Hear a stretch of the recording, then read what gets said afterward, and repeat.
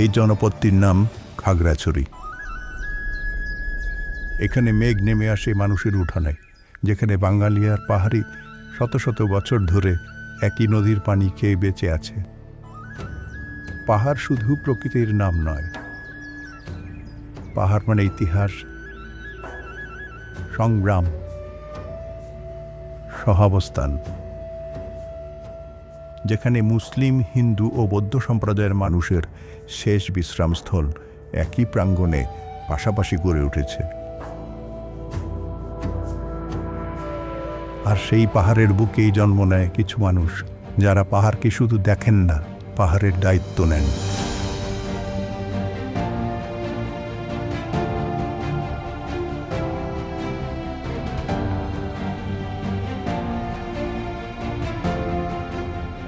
এই পাহাড়ের বুক চিরে যিনি প্রথম রাস্তা বানিয়েছিলেন,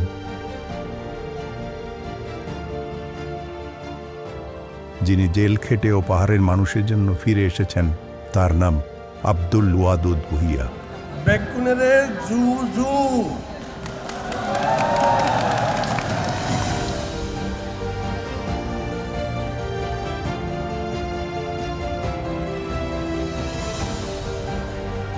আমরা তাকে চিনি পাহাড়ের ওয়াদুদ নামে।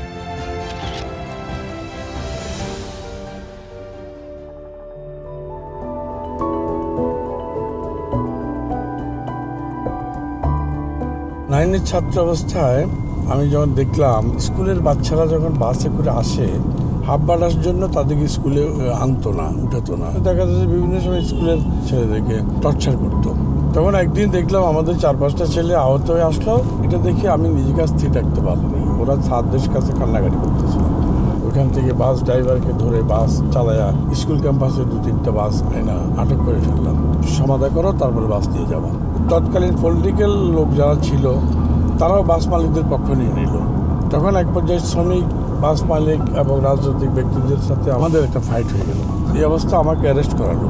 9-9 আমি অ্যারেস্ট হয়ে যাই। তারপর আমাকে 3 দিনের বেশি এখানে বের করলো। তারা আবার কি করলো, আমাকে বের হওয়ার পর গলায় মালা দিয়ে একটা মিছিল করে ফেললো। আমি বের হয়েছি, অ্যারেস্ট হয়েছি, আবার এই মিছিল কেন? গলায় ফুলের মালা দিয়ে একদম সংবর্ধনার মতো বিশাল একটা। আর এই বয়সে এই অনুভূতিটা ছিল দারুণ আর কি। জেলে গেলাম, শত্রু দিকে শত্রু, আমি ফ্যামিলির কাছে বিব্রতকর অবস্থা পড়ে গেলাম। শুধু আমার ওই বড় ভাই আমাকে শাসনের মধ্যে দিয়ে সাহস দিল, তুমি এগিয়ে যাও, নো প্রবলেম, যা হয়েছে তুমি তো অন্যায় করো নাই। রাস্তাঘাট ভালো করে ভালো না, স্কুলে যাইতে কষ্ট হয় আর কি। আমাকে আশীর্বাদ করো, আমরা করে দেবো। মেট্রিক পরীক্ষাতে এই অবস্থায় জিয়াউর রহমান আমার রামপুরে আসে। তখন এসডিও গোলাম মুর্তজা সাহেব বললেন ওয়াদুদ পারবে। ও যেভাবে স্কুলে আমি তার প্রতিযোগিতা দেখেছি, বক্তব্য বিবৃতি বিতর্ক দেখেছি, ও পারবে। তো আমাকে উপস্থাপনার দায়িত্ব দিল।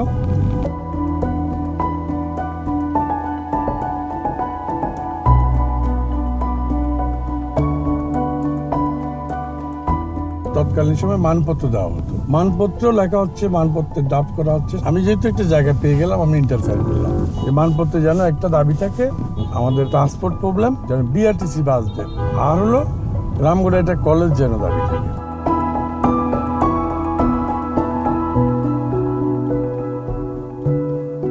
আমি উপস্থাপনায় গেলাম। এর মধ্যে আমার বন্ধু একজন এসে বলল যে আমাদের কলেজের যে দাবি এটা নাই, মানপত্র এটা নাই। তো ডায়াস থেকে আমি হঠাৎ করে অনুষ্ঠান শুরুর পাককালেই আমি বললাম, মহামান্য প্রেসিডেন্ট,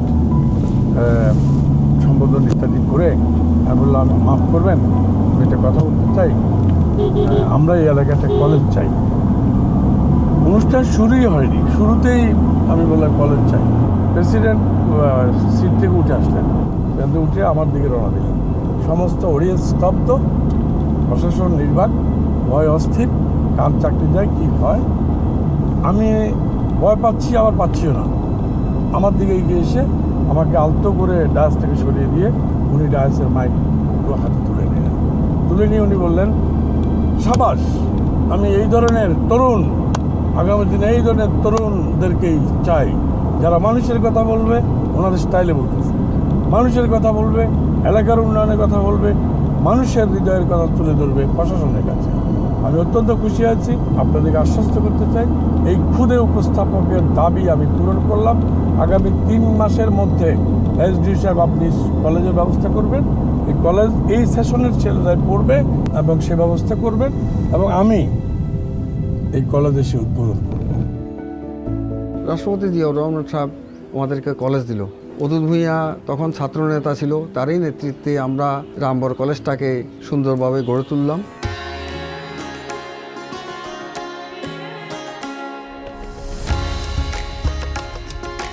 কিছু মানুষ আলোতে দাঁড়ান না, তারা আলো জ্বালান, পাহাড়ের মতো নীরব কিন্তু অটল।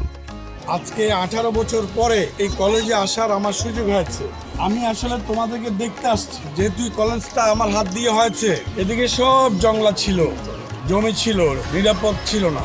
ওদের জন্য আমি একটা পুলিশ পার্টিও নিয়ে গিয়েছিলাম। আজকে দেখেছি তোমাদেরকে, তোমরা বড় হও, তোমার লেখাপড়া ভালোভাবে শিখো, ভালোভাবে মনোযোগ দিয়ে লেখাপড়া করবা।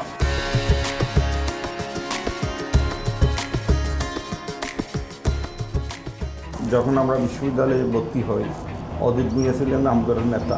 বিশ্ববিদ্যালয়ে যেদিন ভর্তি হয় এর পরদিনই বিশ্ববিদ্যালয়ের ছাত্রদলের একটা প্রোগ্রামে সে এমন একটা বক্তব্য দেয়, পরদিন সেই বিশ্ববিদ্যালয় শাখা তাকে সহসাংগঠনিক সম্পাদক হিসেবে আত্মপ্রকাশ করে। এরশাদ সরকারের বিরুদ্ধে বাংলাদেশ সচিবালয় ঘেরাও প্রোগ্রামে আমরা অংশগ্রহণ করি। অদূত ভূঁইয়া ওখানে স্লোগান ধরে। যখন সচিবালয় ঘেরাও প্রোগ্রাম 10টা থেকে শুরু হয়, তখন চারিদিক থেকে গুলি, ফায়ার এবং টিয়ার গ্যাস নিক্ষেপ হচ্ছিল। তখন আমরা দেখছিলাম আমরা কে কোন দিকে পাবে, এদিকে পলাই যাবে, কিন্তু না, অদূত ভূঁইয়া ছিল অভূতপূর্ব। এই সমস্ত ছাত্র নেতাদেরকে ওখানে নিয়ে আটক করে, ঘুমাইতে দেয় নাই। 1 বছরের মধ্যে তারা 10-12 দিন ছিল।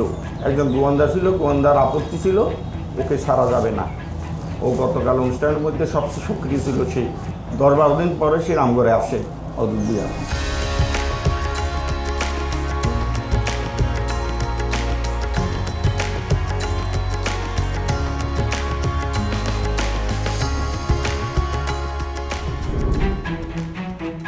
চরম যেটা দিন ছিল রামগড়ের জন্য, সেটা ছিল 1986-এর 22শে ডিসেম্বর। সেদিন চতুর্দিক থেকে আক্রমণ করে এবং আমাদের 24 জন লোক নিহত হয়, এবং এটার মধ্যে উপজাতীয় ছিল, হিন্দুও ছিল, মুসলিম ছিল। 83 সালের 22শে ডিসেম্বর যখন রামগড় বাজারে ব্রাশ ফায়ার হয়, অনেক মানুষ মারা যায়, আহত হয়, তাদের চিকিৎসা, তাদের দাফন আমার হাতে হয়েছে। এই মানিকচুরি, মুলঙ্গিপাড়া থেকে শুরু করে বড় পিলাক, নাকাবাদ, থলিবাড়ি, পুরান নাকাবাদ, সব জায়গায় যত মানুষ মৃত হয়েছে, লাশ হয়েছে, তাদেরকে ফেলে গ্রামবাসী, আত্মীয়স্বজন সবাই পালিয়ে গেছে। দাফন আমার হাতে হয়েছে। তখন এখানে একটা মানুষও ছিল, তার পরের দিন আমরা গুটি করে লোক সারা এলাকা পাহারা দিতাম তার নেতৃত্বে।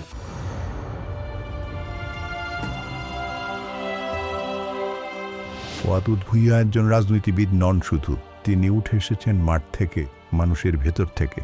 2 বারের সংসদ সদস্য হিসাবে তিনি পাহাড়ের কথা জাতীয় রাজনীতিতে উচ্চারণ করেছেন। দেশে বাট্টা থেকে, বালুখালী থেকে রামগড়ে সীমান্ত পর্যন্ত সে সবগুলিতে তার উন্নয়ন, রাস্তা বলেন, কারবার বলেন, স্কুল বলেন, কলেজ বলেন, সে কোনো মন্দির, মাদ্রাসা, পাগোড়া, পাহাড়িদের ক্যাম্পঘর, প্রত্যেকটাতে উনি উন্নয়নের তার ছোঁয়া বলতেছে অদূত ভূঁইয়া, অদূত ভূঁইয়া, অদূত ভূঁইয়া।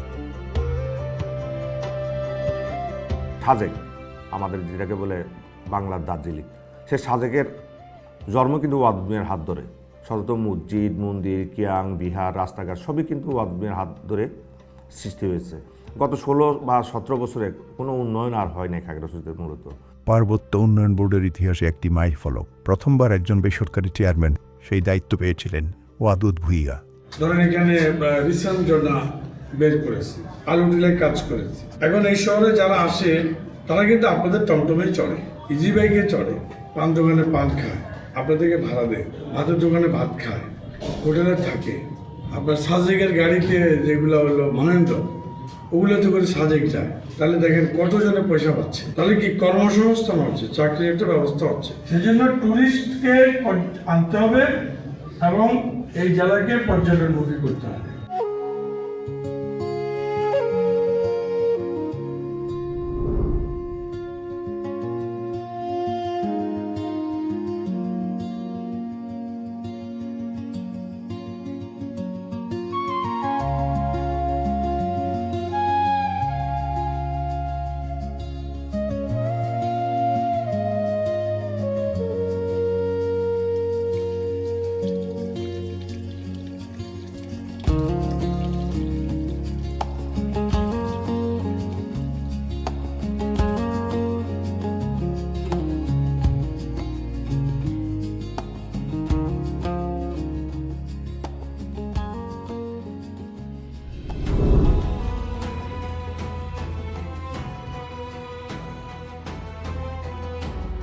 পাহাড়ের সবচেয়ে বড় চ্যালেঞ্জ বিভাজন। ওয়াদুদ ভুঁইয়া সেই রাজনীতিতে বিশ্বাস করেননি। তিনি বিশ্বাস করেছেন ঐক্যই উন্নয়নের পূর্ব শর্ত। তুমি হ্যান্ডজা না গো, যতদিন বেঁচে আছি আপনাদের পাশেই থাকবো, ছেড়ে যাব না। আমার জীবনে আর যেটুকু সময় আছে আমি আপনাদের পেছনে ব্যয় করতে চাই। আমি অনুরোধ করব অন্তর থেকে বাঙালি বিবেচনা করবেন। আমার স্বশিক্ষা আমাকে শিখিয়েছে যে আমি মানুষ, আপনি মানুষ।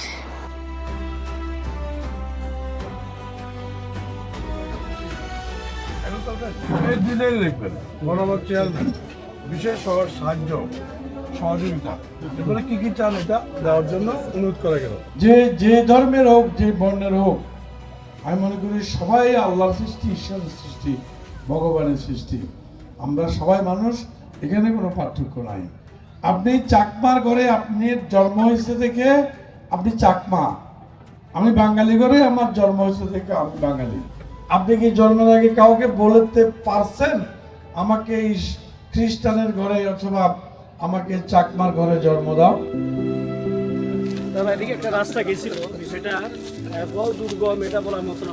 এলাকার মানুষের উন্নয়নের জন্য, এলাকার মানুষের সাথে ভ্রাতৃত্ববন্ধন সৃষ্টি করার জন্য, ঝুঁকি মনে না করে পাহাড়ি বাঙালির বন্ধুত্ব স্থাপন এবং সমঝোতা, স্থায়ী শান্তি প্রতিষ্ঠা আমার দায়িত্বের মধ্যে পড়ে, কাজের মধ্যে পড়ে। সবাইকে আমাদের মিলেমিশে থাকতে হবে। পাহাড়ি বাঙালিকে মধ্যে বন্ধুত্ব, আস্থা, বিশ্বাস স্থাপন করতে হবে। একে অন্যের সুখে দুঃখে থাকতে হবে। একে অন্যকে বিশ্বাস করতে হবে। বিশ্বাস করার মতো পরিস্থিতি সৃষ্টি করতে হবে। তাহলে আপনাকে কোনো পাহাড়ি মারতে আসবে না, আর কোনো বাঙালিও পাহাড়ি বাড়ি আগুন দিয়ে পোড়াতে যাবে না। খাগড়াছড়ি জেলা বিএনপির সভাপতি হিসাবে তিনি রাজনৈতিক নেতৃত্ব দিয়েছেন, কিন্তু মানুষের কাছে তিনি পরিচিত একজন অভিভাবক হিসাবে। প্রত্যেকটা যে জাতিগত যে ঐতিহ্যগুলো, সংস্কৃতিগুলো রয়েছে, সাংস্কৃতিক যে মূল স্রোত রয়েছে, সেই মূল স্রোতের সঙ্গে কিন্তু তাদেরকে একীভূত করতে হবে। যারা দূর দূর ছেলে মেয়েরা গিয়ে চট্টগ্রাম, ঢাকা গিয়ে লেখাপড়া করছে, তাদের জন্য খাগড়াছড়িতে একটা ইউনিভার্সিটি করবেন। ওয়াদুদ ভাই এই এলাকার শিক্ষার উন্নয়নের জন্য তিনি অঙ্গীকারাবদ্ধ। খুব বঞ্চিত একটা জনগোষ্ঠী হিসেবে বেড়ে উঠছে, তারা হলো বাঙালি জনগোষ্ঠী, যারা গুচ্ছ গ্রামে বসবাস করে। একটা জনগোষ্ঠী যাতে এভাবে পিছিয়ে না পড়ে, তারাও যাতে সুষম উন্নয়নের আওতায় আসে। 2001 সাল থেকে 2006 সাল পর্যন্ত উনি যখন এমপি ছিলেন, কৃষকদের জন্য আমরুপারির জন্য ব্যবস্থা করলো, প্রায় সব দিকেই অনেক উন্নয়ন করছে। উনি অভিজ্ঞ নেতা, পাহাড়ি বাঙালি ডাঙ্গা হাঙ্গা বিষয় এগুলো নিয়েও উনি ভালো বোঝে, ঝামেলা মিলমিশ করতে পারে। সে আরো 5-10 বছর চালাই গেছে, স্কুল মাদ্রাসা সবকিছু করে দিছে, ড্রেন করে দিছে, কাজকর্ম করে দিছে। সে খুব ভালো মানুষ। তাকে তো এলাকায় সবাই পছন্দ করে লিডার হিসেবে। তার মধ্যে কোনো অহংকার নেই, দাম্ভিকতা নেই, মানুষকে নিয়ে পাহাড়কে ভালোবাসে। টাকা যা লাগবে চিকিৎসা করতে আমরা নগদ টাকা দেবো না, চিকিৎসার টাকা দিয়ে দেবো। 17 বছরের সারা নির্যাতিত, এই যে নির্যাতিত হওয়ার পর, সব কিছু হওয়ার পর লিডারশিপ রেখে গেল এবং সবাইকে, এই যে বিভিন্ন জন, তার চেহারা দেখলে বুঝতে পারে সে কি চায়, কাউকে না বলতে জানে না। উদ্মিয়ার সেই এটা আমার খুব মানুষ হিসেবে, রাজনৈতিক নেতা, বড় রাজনৈতিক নেতা, এগুলা তার পরিচয়কে ছড়িয়ে যায়। সে সংস্কৃতি মনা মানুষ। খাগড়াছড়ির যত কিছু, জিয়া রহমানের আবক্ষ মুক্তি, এগুলো সে করেছে। পাহাড় থেমে থাকে না ওয়াদুদ ভুঁইয়ার স্বপ্ন।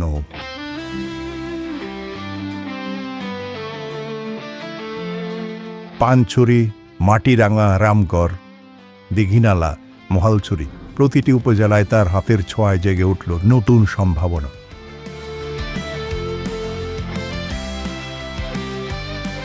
আজ সেই উন্নয়নের ধারাবাহিকতায় নতুন স্বপ্ন, আধুনিক খাগড়াছড়ি, যেখানে শিক্ষা, স্বাস্থ্য, যোগাযোগে থাকবে আধুনিকতার ছোঁয়া। পাহাড় আর সমতল একসঙ্গে এগিয়ে যাবে সমৃদ্ধির পথে। জাতীয়তাবাদী চেতনা ও উন্নয়ন একাকার হয়ে উঠবে। এই স্বপ্ন বাস্তবায়নের লক্ষ্যে তারেক রহমানের সুস্পষ্ট পরিকল্পনা ও দিক নির্দেশনা অনুসরণ করে ওয়াদুদ ভুঁইয়া আবারও দাঁড়িয়েছেন 298 নম্বর খাগড়াছড়ি আসনে ধানের শীষ প্রতীক নিয়ে। আমাদের দলের চেয়ারম্যান তারেক রহমান সিদ্ধান্ত জানিয়েছে দল মত নির্বিশেষে সবাইকে নিয়ে প্রতিশোধ ছাড়া বিবাদ ছাড়া সবাইকে নিয়ে মিলেমিশে আমরা গড়ব দেশ। জিয়ার স্বপ্ন, খালেদা জিয়ার সাহস, তারেক রহমানের পরিকল্পনা এবং ওয়াদুদ ভুঁইয়ার নিষ্ঠা, এই সম্মিলিত শক্তিতে খাগড়াছড়ি এগিয়ে যাবে নতুন উচ্চতায়।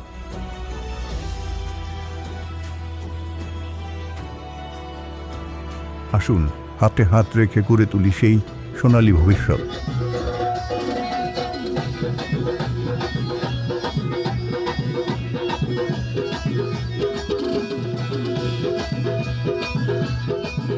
$298 আসনে ধানের শীষের প্রার্থী ওয়াদুদ ভুঁইয়া খাগড়াছড়ির উন্নয়নের অগ্রযাত্রী।